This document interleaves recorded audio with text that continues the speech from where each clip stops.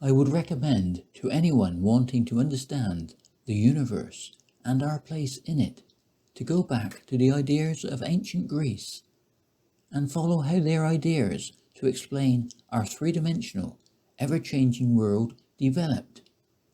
They rejected the idea of a universe based on the randomness of chaos and developed the concept of spherical cosmology, the idea that the entire cosmos emanates from one original sphere that became the foundation of cosmic movements. For them, this is not a one-time event, like our concept of the Big Bang, but is something that is continuously happening. That potential for our ever-changing world of things coming and going is arising out of spherical geometry. This is logical because an interior of a sphere is naturally three-dimensional, giving us our dynamic geometry of everyday life. The other fundamental concept they developed was the union of opposites. This was similar to the concept of positive and negative charge in modern physics. They believed the underlying principle behind all the diversity of life arises from one constant tension between two opposites, and that the union of opposites arises out of the same one principle operating in the universe, a deeper, unchanging structure of reality that our ever-changing world is based upon. They believed this unifying principle of diversity is something material that could be touched and seen as part of an objective reality. After much debate, fire was chosen as the material of this unifying principle. Their concept of ever-living fire is a cosmic reserve or potential out of which things arise and into which they perish. Their concept of fire was similar to the concept of energy in modern physics. We can think of the one ever-living fire as the energy that forms the music of the spheres, the unfolding dance of celestial spheres that forms the motion of the planets to follow geometrically perfect circles.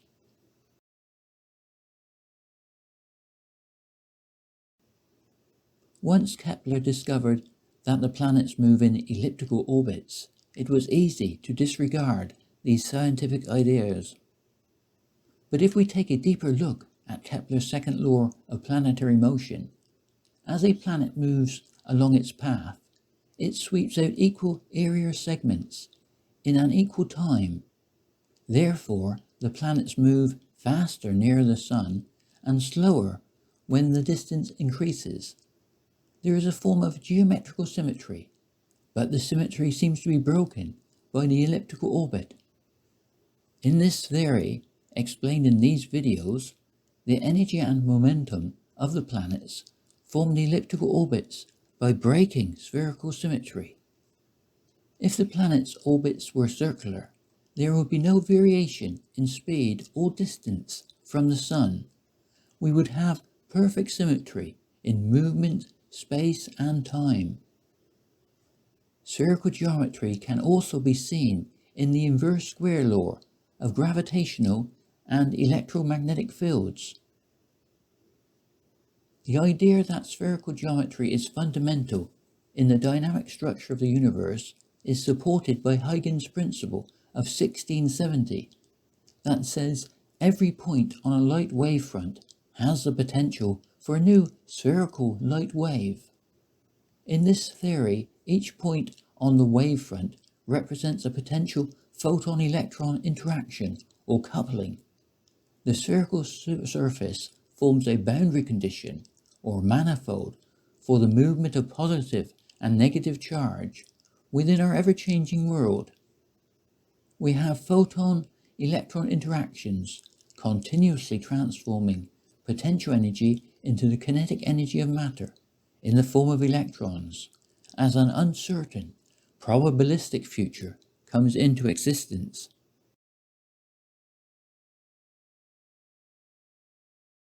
Galileo's square-cube law is a principle that when an object undergoes a proportional increase in size, its new volume is proportional to the cube of the multiplier, and its new surface area is proportional to the square of the multiplier. Galileo was working on this because he realized it must represent something fundamental about the underlying structure of the universe. Experimentally, he found an even more remarkable connection between time and distance. He found that acceleration acting uniformly on a falling object does so geometrically in such a way that the distance covered is directly proportional to the square of the time, as we can see in this table representing the data of his experiment. In Galileo's calculations, the total distance covered equals the square of the time. This formed a base for Newton's inverse square law of gravitational and electromagnetic fields. But neither Galileo or Newton gave a reason for the square-cube law and the inverse square law. And this is where physics is today. There is no explanation for these fundamental laws of the universe. These videos explain a process of spherical symmetry forming and breaking that forms three-dimensional space with one variable in the form of time. This geometrical process forms the inverse square law. We have to square the radius because the process is relative to the spherical surface. As part of an emergent process, three-dimensional space will form relative to this geometry, forming the potential for the square-cube law. In this theory, the square of time that Galileo found by experiment originates as a square of probability in quantum mechanics. We have a geometrical process that starts with the quantum wave particle function being squared, with the electron squared, and with the speed of light being squared, and ends with falling bodies being directly proportional to the square of the time they take to fall.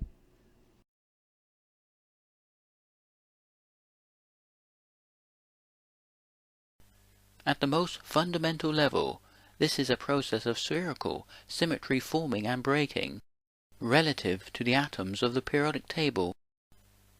The reason why there is something rather than nothing is that a process of spherical symmetry forming and breaking will naturally form entropy or disorganization, with a built-in potential for ever greater symmetry formation. This is because in such a process the future is not based totally on uncertainty. It is based on broken symmetry relative to the structure of the atoms. When the spherical symmetry is broken, it has the potential to form the most beautiful of geometrical shapes, with the Fibonacci spiral being visible almost everywhere in nature. There is an incredible diversity of objects that have formed the Fibonacci spiral, and the only thing they have in common is that their spirals were all formed over a period of time relative to the atoms of the periodic table. This is logical in this theory because the future is continuously unfolding with an exchange of photon energy relative to the atoms of the periodic table. It is because these spirals are formed out of broken symmetry that they are never perfect. This is because if the quantum wave particle function or probability function is reformulated as a linear vector, then all the information I can find says that each new vector is formed by adding the two previous vectors together. This forms the Fibonacci sequence. In this theory, we have the Fibonacci numbers in nature, not because of economy of growth or space, but because time and space is being formed by the geometry and therefore the mathematics of this dynamic process. As can be seen on the diagram We already have 0, representing the moment of now. Time equals 0, with positive 1 and minus 1, representing the positive and negative of electromagnetic waves. Therefore, we even have the start of the Fibonacci sequence in the diagram. This is linked to Euler's identity, giving this beautiful equation a place in the structure of space and time.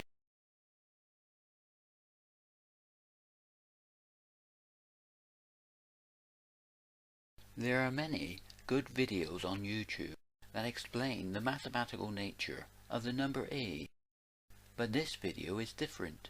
It is going to explain a universal process, that is, a physical property of the universe, giving us a reason why the number E is so important in so many totally diverse subjects. Euler's number E can be found everywhere in such diverse things as radioactive decay, temperature change, probability theory, electronics, harmonic motion, chemistry, biology, and how the growth rate of interest on money is relative to the length of each time period it is calculated to. These are just a few of the subjects that are connected to Euler's number E. But there is one thing that connects all the diverse subjects that the number E is connected to, and that is they are all processes over a period of time. And I believe this is the key to understanding why the number E is everywhere in nature and physics. Einstein said that everything is vibrations, but if everything is just a form of energy vibration, then these vibrations must be forming what we see and feel as the passage of time. In such a process, we would have new vibrations continuously coming into existence, and others decaying away and becoming part of the past. This is the universal concept, or physical property of the universe, that forms Euler's number E.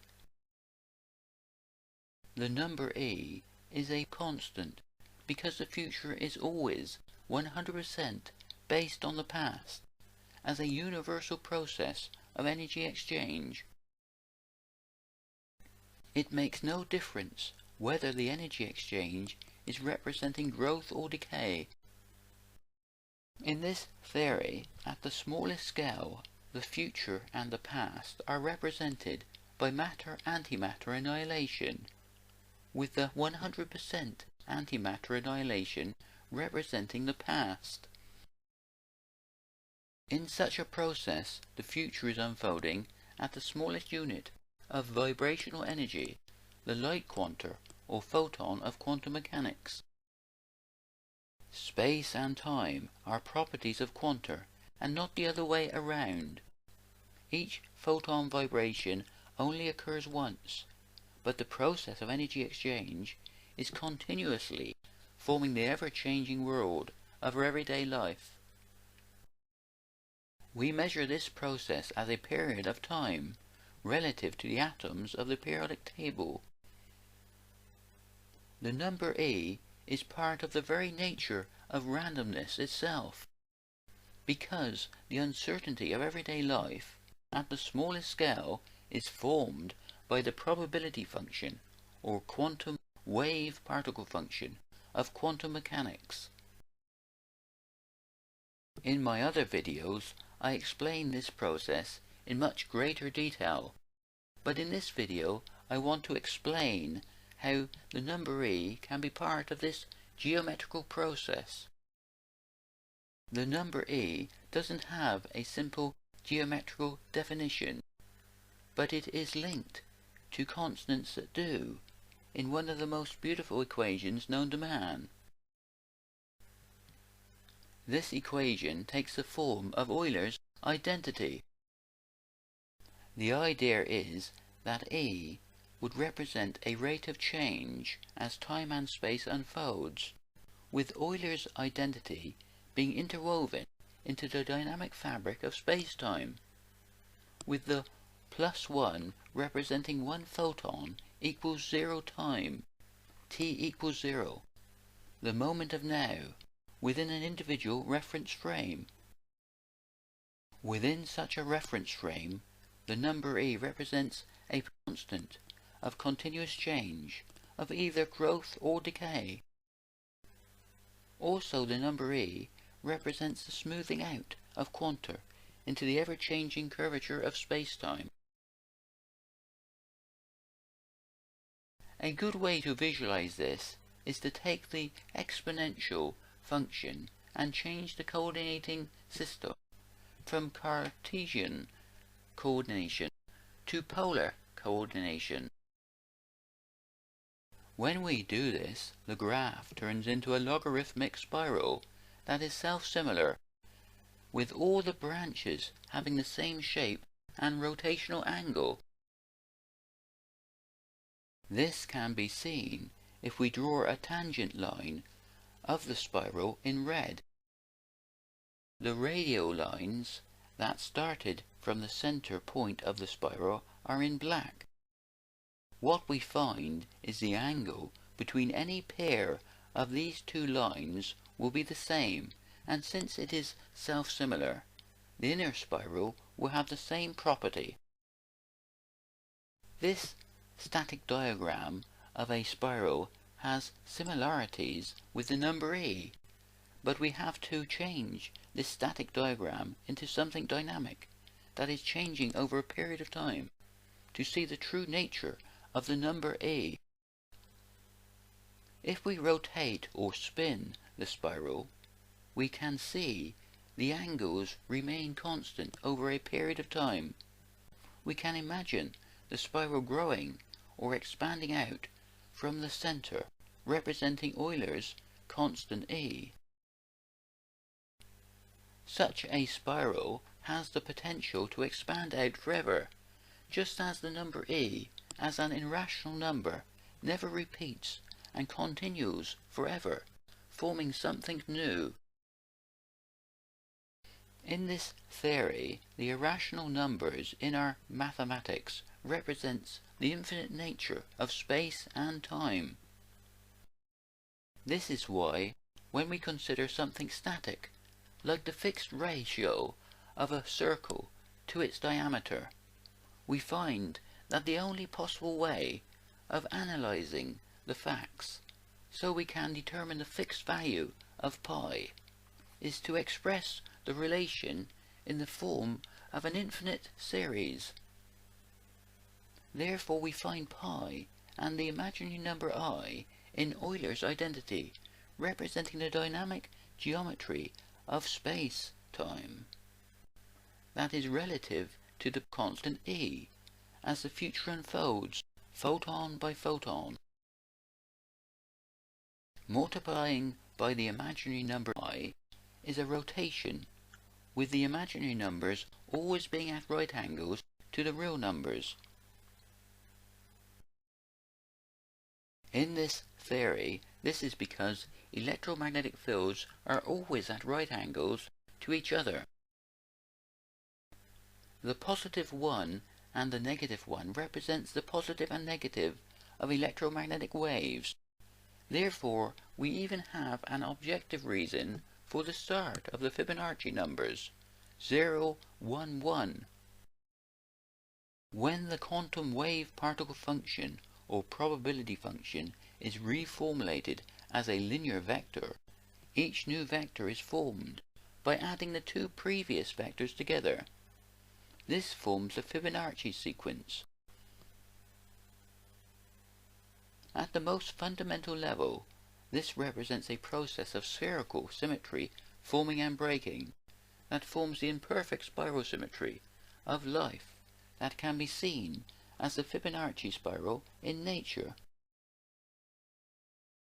When the spherical symmetry is broken, it forms spiral symmetry in the form of the Riemann surface rising up out of the complex plane, forming a spiral pattern. Each time we go around the origin, 2 pi cylindrical symmetry has to be added and we find ourselves on another sheet of the complex plane. Pi represents a semicircle of the complex plane, with 2π representing a complete rotation. This is why the Planck constant is linked with 2π, representing a constant of action in the geometrical process we see and feel as the flow of time. This process forms the three-dimensional space of our everyday life, with a past we can never change and a future that is always uncertain.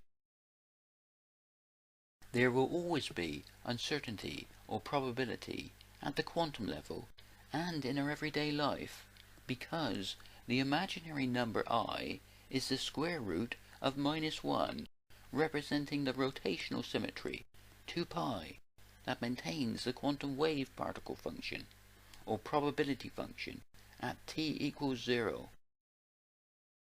This represents the probability and uncertainty of everyday life that at the smallest scale of this process is represented mathematically by Heisenberg's uncertainty principle of quantum mechanics. Thanks for watching. Please share and subscribe. It will help the promotion of this theory.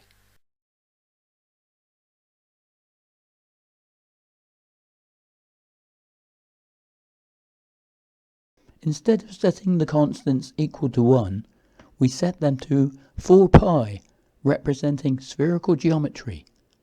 This is possible because light waves are spherical, and the electron cloud that surrounds the nucleus of an atom is also spherical. I am going to use these simple diagrams of an atom to explain how the equations of physics represent a geometrical process of energy exchange.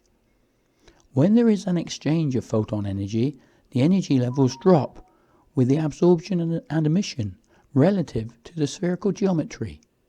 The energy levels cannot drop below the center of the sphere or nucleus of the atom because the process is relative to the radius of the sphere. This forms a geometrical constant at the smallest level of the process. This can be seen mathematically as the Planck constant linked with 2π. The 2π represents the diameter of the sphere. This is because the process is unfolding relative to the two-dimensional surface of the sphere, with the inner surface forming negative charge and the outer surface forming positive charge. We have to square the radius because the process is relative to the spherical surface. We can see this mathematically with the speed of light squared and the charge of the electron squared. We have a continuous process of energy exchange forming the golden rectangle and golden angle relative to the charge of the electron squared and the surface of the sphere. The golden angle forms the potential for the fine structure constant or coupling constant in the form of the mathematical approximation 137. This dynamic spherical geometry also forms the potential for the inverse square law of electromagnetic and gravitational fields. The equations are identical, and we even have 4π in each equation representing spherical geometry. This geometrical process does not unfold in three-dimensional space over a period of time, but forms three-dimensional space with a probabilistic uncertain future. This uncertain future is formed by light photon energy continuously transforming potential energy into the kinetic energy of matter in the form of electrons. Kinetic energy is the energy of what is actually happening, and in the equations for kinetic energy we have the constant 1/2 because the radius is half the diameter of the sphere.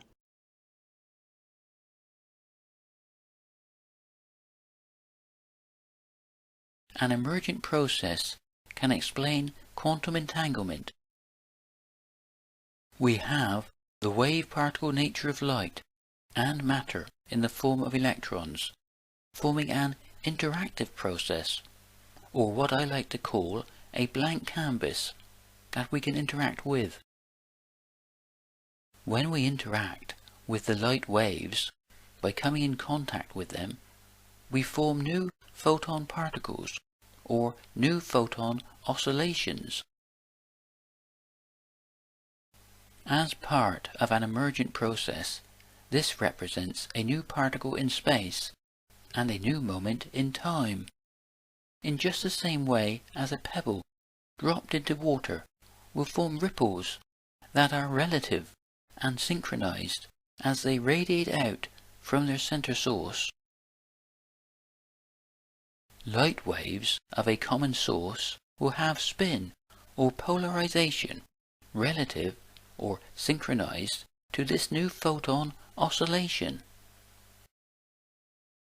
This is a continuous process unfolding all around us, with the spontaneous absorption and emission of light. It is because we are made of atoms that this process is relative to the energy and momentum of our actions. Therefore, it is relative to how we set up and run experiments. I will place links below that explain how this emergent process can give us a logical understanding of the two-slit experiment, the delayed choice quantum eraser experiment, the EPR experiment, and the polarization paradox with visible light and microwaves.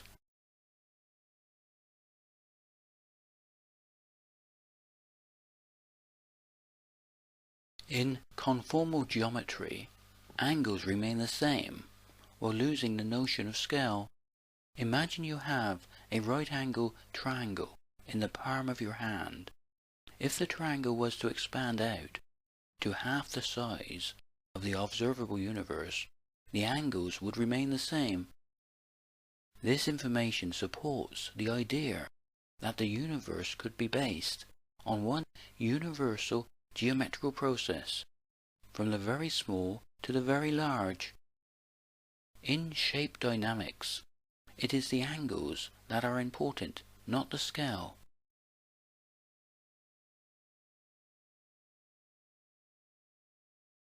It is possible to have an infinite universe within a finite sphere, as long as the sphere is continuously expanding.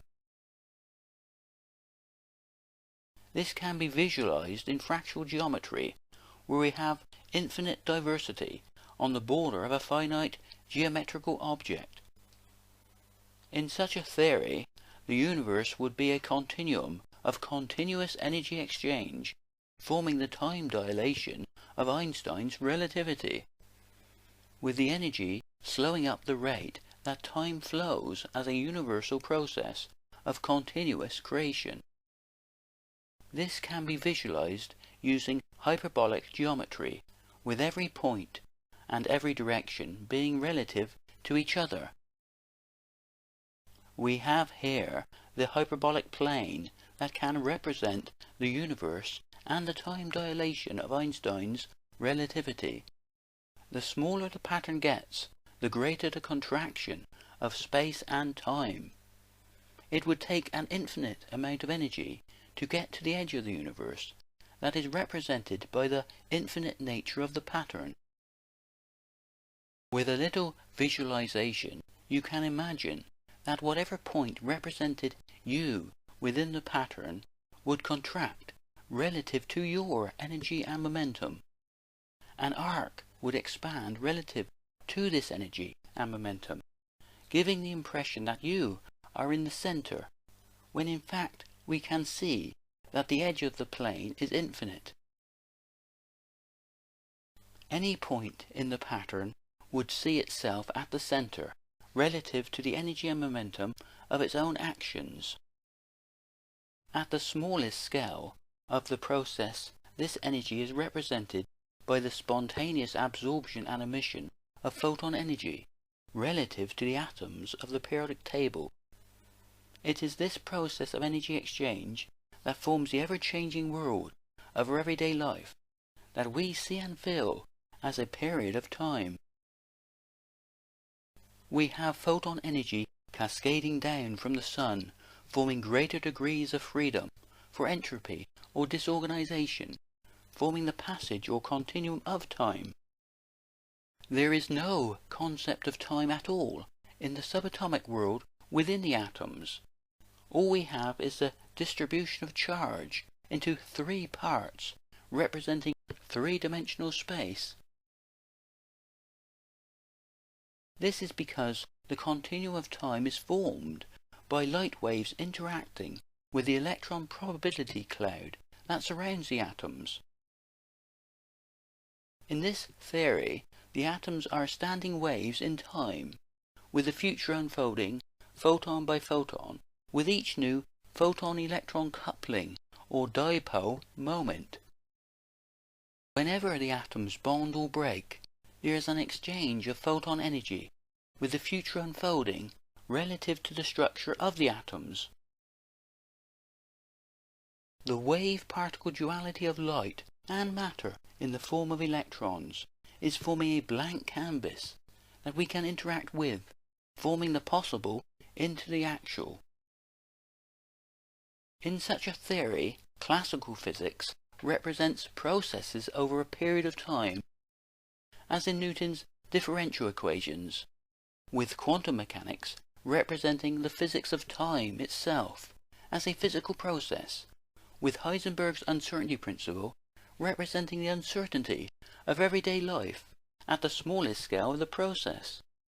In these videos, I say that we have a geometrical process that is relative to the atoms of the periodic table, but at high temperatures we have a phase change in matter, with the same geometrical process unfolding over a much larger scale, with charge being able to cover a large area of interstellar space.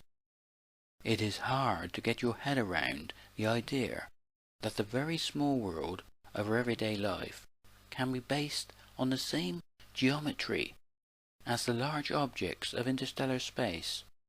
But if you light a candle on the International Space Station in zero gravity, it will naturally form a sphere that will have the same geometry as the largest star in interstellar space.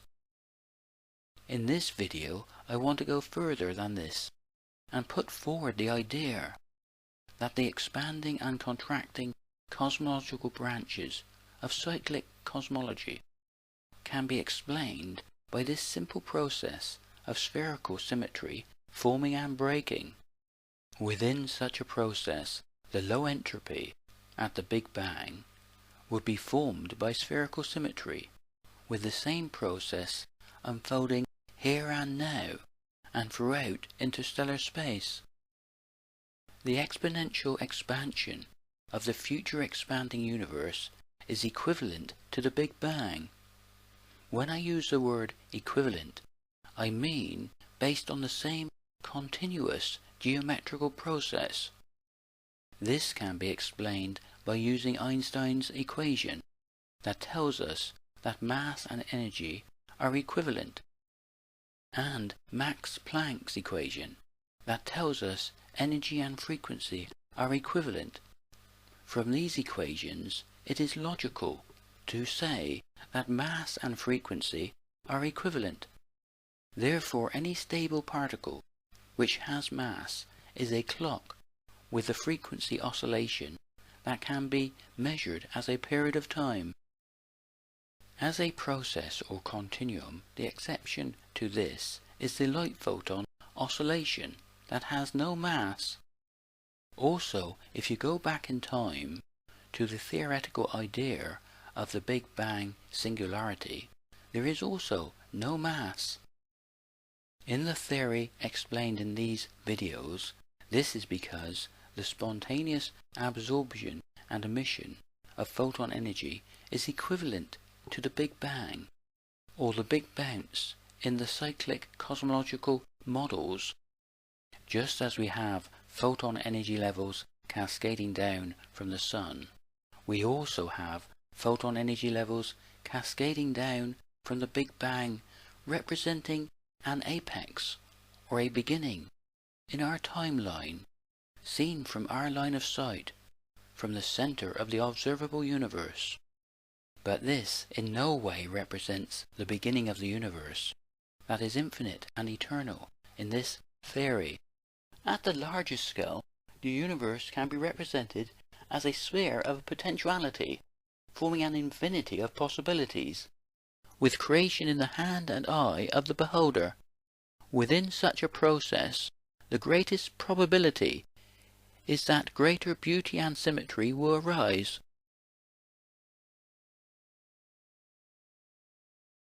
I would like to base this video on Hodgkin and Huxley's model of neurons that basically explains neurons as electric circuits with the organization and movement of positive and negative charge. The positive and negative charge is in the form of ion atoms. The neuron membrane acts as a boundary separating charge with ionic gates embedded in the cell membrane, forming the potential for the build-up and movement of ion charge. This process can form signals along the neurons, with the potential difference across the cell membrane forming what is called an action potential. The big question is, how can this process of electrical activity form consciousness? To answer this question, we have to look deeper into the process. When we do this, we find that the movement or actions of charged particles, like ions, emit photon energy. Therefore, this whole process can be based on an interpretation of quantum mechanics. In the theory explained in these videos, quantum mechanics represents the physics of time as a physical process. The uncertainty of quantum mechanics is the same uncertainty we have with any future event. We have a probabilistic uncertain future coming into existence with the absorption and emission of light photon energy.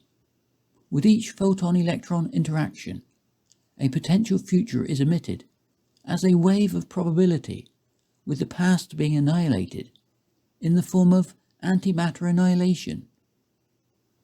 Because light has momentum, and momentum is frame dependent, we can place each individual life form in the center of their own reference frame in the moment of now. This can give us the concept of the individual mind, with each one of us having our own personal view of the universe, being able to look back in time, in every direction, at the beauty of the stars. In such a theory, consciousness is the most advanced part of a universal process of energy exchange that forms our ever-changing world. In this theory, we have free will, because the wave-particle duality of light is acting like the bits or zeros and ones of a computer. This forms an interactive process, continuously forming a blank canvas that we can interact with, turning the possible into the actual. This is a universal, creative process. We see light photon energy variations in the atmosphere, forming snowflake diversity, with no two snowflake patterns being exactly the same. Also in the oceans, we see light photon energy variations forming the driving force for plankton diversity. In this theory, instead of having life forming out of dead inert matter, we have inert matter forming out of life. This can be seen with the life cycle of plankton, forming inert landmass over millions of years, like the White Cliffs of Dover. This process only makes sense if we see the universe as a continuum, with the future coming into existence photon by photon, relative to each individual part of the universe. In this theory, creation is truly in the hand and eye of the beholder.